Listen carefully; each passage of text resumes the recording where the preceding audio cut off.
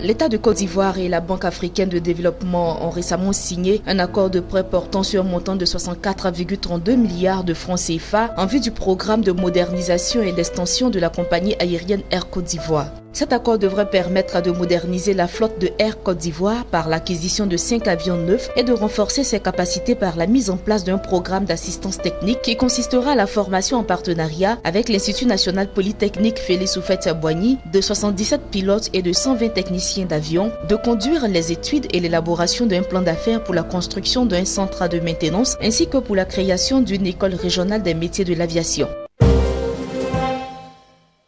Selon l'ambassadeur de la France en Côte d'Ivoire, les appuis de la France au secteur des infrastructures routières à l'État de Côte d'Ivoire représentent un engagement cumulé de 347 milliards de francs CFA. C'était à l'occasion de la cérémonie de lancement des travaux de réhabilitation de la route Bouaké-Katiola-Ferkessédougou, financée à hauteur de 147 milliards de francs CFA par son pays à travers le contrat de désendettement et de développement et un prêt de l'Agence française de développement. Outre les tronçons Ferkessédougou-Angolo-Dougou et Bouaké-Katiola-Ferkessédougou, dont les travaux viennent d'être lancés, la réhabilitation du pont Félix Houphouët-Boigny fait également partie de ce plan de financement de la France.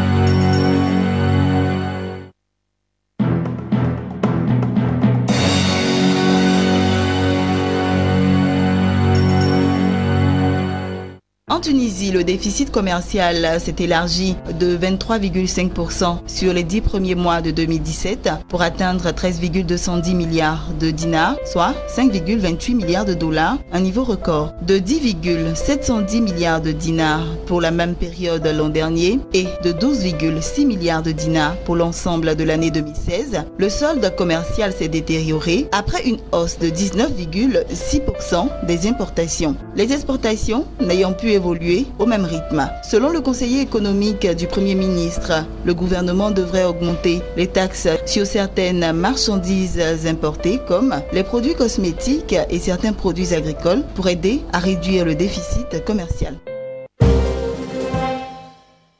Le FMI a annoncé avoir conclu avec les autorités mauritaniennes un accord de référendum au niveau des services sur un programme de réforme économique pouvant être appuyé par un accord triennal au titre de la facilité élargie de crédit. Cet accord, qui toutefois subordonné à l'approbation de la direction et du conseil d'administration du FMI, prévu en décembre 2017, permet à la Mauritanie d'avoir accès à un crédit allant jusqu'à 115,920 millions de droits de tirage spéciaux, soit environ 162,8 millions de dollars sur une période de 3 ans.